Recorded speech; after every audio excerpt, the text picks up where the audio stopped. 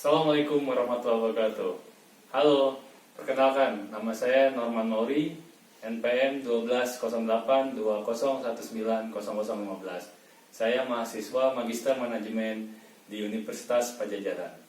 Pada kesempatan kali ini, saya akan mempresentasikan sebuah analisis industri pada perusahaan transportasi berbasis aplikasi di Indonesia dengan pendekatan Porter's 5 plus Forces.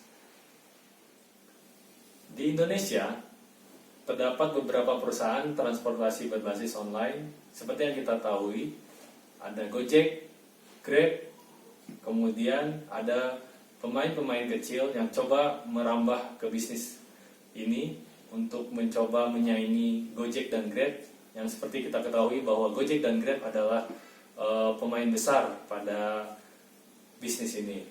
Di antaranya adalah Anterin, Bonceng, Klikgo, Cyberjek, dan Maxim.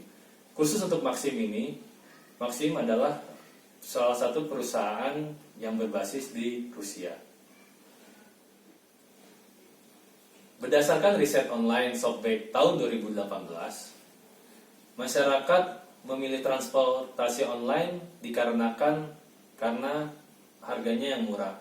Ini dibuktikan dengan hasil riset yang menyatakan bahwa 55,4% mereka memilih karena harganya murah. Kemudian alasan kedua karena kenyamanan, yaitu mendapatkan respon sekitar 19,6%. Selanjutnya adalah cepat dengan poin 12,5%, kemudian aman, dan terakhir ada alasan lainnya. Kemudian apakah masyarakat pernah menggunakan jasa transportasi online? Hampir 91,6% masyarakat Indonesia pernah menggunakan transportasi online ini. Sisanya 8,6% belum pernah. Kemudian riset tersebut mencoba menggali frekuensi pengguna jasa transportasi online dalam satu minggu. Hasilnya adalah sekitar 40,9% masyarakat Indonesia menggunakan jasa transportasi online ini sekitar 2 sampai dengan 5 kali. Kemudian paling sedikit yaitu 2,7%, yaitu 10 sampai dengan 15 kali. Kemudian alasan utama penggunaan transportasi online ini adalah dikarenakan lebih murah. Seperti yang saya sampaikan sebelumnya, itu mendapat responden sekitar 2.775. Dan yang paling kecil adalah di angka 1.039, itu dikarenakan baru ada aplikasi transportasi online tersebut atau baru mencoba mendownload aplikasi tersebut. Kemudian riset ini menyebutkan bahwa 9 dari 10 orang selalu membandingkan harga sebelum mereka memesan ojek atau taksi online. Dan yang terakhir adalah metode pembayaran yang sering digunakan pada saat mereka menggunakan transportasi ini, yaitu dengan menggunakan cash sekitar di angka 48,8%. Kemudian diikuti oleh digital payment aplikasi di angka 46,8%, seperti Gojek memiliki GoPay dan juga Grab memiliki OVO. Dan sisanya adalah dengan menggunakan kartu kredit, yaitu sekitar 4,4%. Baik, kita masuk ke inti pokok permasalahan ini adalah menganalisa industri transportasi berbasis aplikasi dengan studi kasus Gojek. Gojek memulai perjalanannya pada tahun 2010 dengan layanan pertama, yaitu pemesanan secara langsung, yaitu menggunakan call center.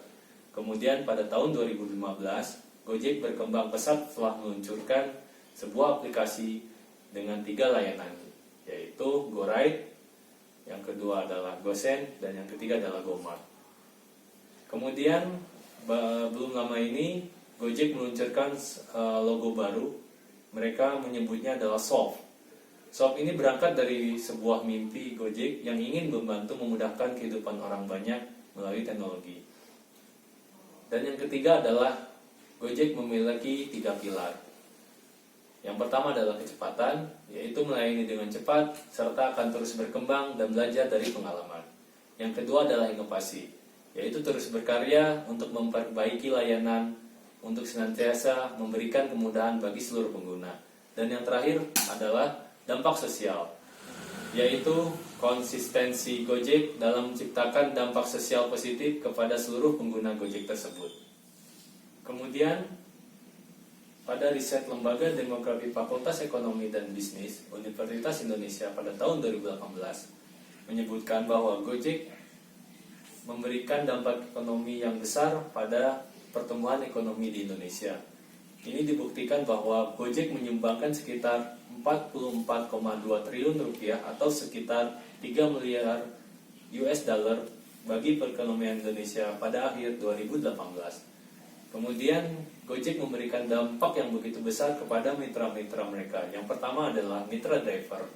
Sejak bergabung dengan Gojek, kualitas hidup mitra driver dapat dikatakan meningkat 100%. Kemudian pada mitra merchant mereka, sebesar 93% mitra UMKM mengalami peningkatan volume transaksi dan 55% UMKM tersebut naik kelas dari sisi klasifikasi omset. Kemudian yang terakhir adalah penyedia jasa. GoLive bermitra dengan lebih dari 60.000 penyedia layanan. Selama berkarya lebih dari 10 tahun ini, Gojek memiliki beberapa penghargaan kelas dunia. Yang pertama adalah 24th Nikkei Asia Prize, yaitu founder dan CEO Gojek, Nadiem Makarim, dianugerahi penghargaan tersebut dengan kategori Economy and Business Innovation di Jepang. Kemudian pada tahun 2018, Bloomberg 50, Nadiem Makarim pun masuk dalam daftar 2018 Bloomberg 50 sebagai tokoh bisnis paling berpengaruh di dunia. Selanjutnya ada 50 Companies That Change the World. Gojek menjadi satu-satunya perusahaan di Asia Tenggara yang masuk dalam kategori tersebut versi Fortune tahun 2017. Selanjutnya adalah perusahaan teknologi finansial paling proaktif mendukung gerakan nasional non-tunai 2017. GoPay dinobatkan sebagai perusahaan teknologi finansial yang paling proaktif dalam mendukung gerakan nasional non-tunai tahun 2017 versi Bank Indonesia. Dan yang terakhir adalah pada tahun 2009, Gojek meraih rekor muri sebagai jaringan kerjasama usaha UMKM, yaitu dalam aplikasi GoFood mereka menyelenggarakan GoFood Festival yang mencetak rekor muri dunia sebagai jaringan pujasera usaha UMKM dengan lokasi terbanyak di Indonesia bahkan di dunia. Selanjutnya kita akan membahas lebih detail mengenai analisis industri khususnya pada case study Gojek. Sebelum itu saya akan sedikit menjelaskan apa yang dimaksud dengan Porter's 5 plus forces. Porter 5 plus forces ini adalah sebuah model analisis bisnis yang membantu menjelaskan mengapa berbagai industri mampu mempertahankan tingkat profitabilitas yang berbeda-beda. Kekuatan yang digunakan untuk mengukur intensitas persaingan, daya tarik, dan profitabilitas suatu industri atau pasar. Bisa dikatakan Porter 5 plus proses ini merupakan sebuah tool untuk menganalisa bisnis yang ada pada perusahaan tersebut. Berikut adalah suatu model yang menggambarkan dari Porter's 5 plus forces. Baik, saya akan masuk pada bahasan inti yaitu analisis industri khususnya untuk Gojek dengan menggunakan model Porter's 5 plus forces. Yang pertama adalah new entrants. Saya memiliki 4 kategori untuk new entrants ini. Yang pertama adalah akses teknologi. Teknologi online ride sharing cukup mudah untuk ditiru dengan munculnya operator-operator sejenis seperti Anterin, Cyberjack, dan lain-lain. Untuk itu saya memberi nilai tinggi pada kategori ini. Yang kedua adalah modal dan skala ekonomi. Operator jasa kecil tentunya akan kalah bersaing dengan Gojek karena kekurangan modal dan juga dana operasional.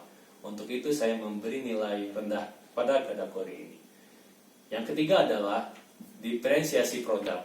Produk jasa online ride sharing yang lain tidak cukup luas dan hanya berkisar pada layanan transportasi saja, seperti transportasi mobil online dan juga ojek online atau motor. Untuk itu, saya memberi nilai rendah pada kategori ini. Dan yang terakhir adalah switching cost. Tidak ada biaya yang perlu dikeluarkan pengguna jasa untuk berpindah pada operator, sehingga saya mengkategorikan ini sebagai kategori tinggi. Kesimpulannya adalah untuk pendatang baru, yaitu memiliki nilai rendah. Berikutnya adalah rivalry. Kategori pertama adalah kekuatan pesaing. Pemimpin pasar dari jasa online ride sharing di Indonesia adalah Gojek dan Grab yang terus bersaing satu sama lain secara seimbang. Pada kategori ini, saya memberi nilai tinggi. Kemudian ragam pesaing. Selain pemimpin pasar, terdapat beberapa offer jasa yang masih kecil dan keunikan masing-masing yang dimiliki. Untuk itu, saya memberi nilai tinggi. Yang ketiga adalah kepentingan strategis. Masing-masing operator memiliki kepentingannya masing-masing. Di antaranya Gojek dengan ekspansi Asianya, kemudian Grab dengan pengembangan startup. Untuk itu, saya memberikan nilai kategori ini tinggi. Dan yang terakhir adalah pertumbuhan jasa. Jasa online ride sharing masih terus berkembang meskipun sedikit dari operator-operator lain yang dapat bersaing dengan para operator pemimpin jasa online ride sharing. Untuk itu saya memberikan kategori ini rendah. Jadi kesimpulannya, untuk Rivalry memiliki nilai tinggi. Selanjutnya adalah substitute product. Substitute product memiliki kategori yang pertama adalah jumlah jasa substitusi. Pengguna dapat dengan mudah mendapatkan jasa substitusi dengan kualitas yang lebih nyaman, baik berupa bus, angkutan umum, hingga ojek dan taksi konvensional. Namun dengan biaya yang bervariasi tentunya, dan bisa melampaui biaya pengguna jasa online ride sharing. Untuk itu saya memberikan nilai sedang. Kemudian persaingan dengan jasa substitusi. Tidak ada halangan apapun bagi pengguna untuk beralih kepada jasa substitusi. Jasa online ride sharing cenderung untuk membentuk layanan yang mendukung jasa substitusi. Untuk itu saya memberikan nilai sedang. Sehingga saya kesimpulannya mengkategorikan substitute produk ini memiliki nilai sedang. Oke, selanjutnya adalah supplier power. Kategori pertama adalah substitusi pemasok. Operator tidak memiliki pilihan ataupun produk substitusi lain saat ini untuk pengadaan mitra pengemudi kendaraan roda 2 maupun roda 4. Untuk itu nilai yang saya berikan adalah tinggi. Selanjutnya adalah switching cost. Operator dapat memutus kerjasama kapan saja karena peraturan yang mengikat terhadap mitra pengemudi, serta tidak perlu mengeluarkan biaya banyak untuk mempekerjakan mitra pengemudi yang lain. Untuk itu nilai yang diberikan adalah rendah. Dan yang terakhir adalah kelangkaan pasokan.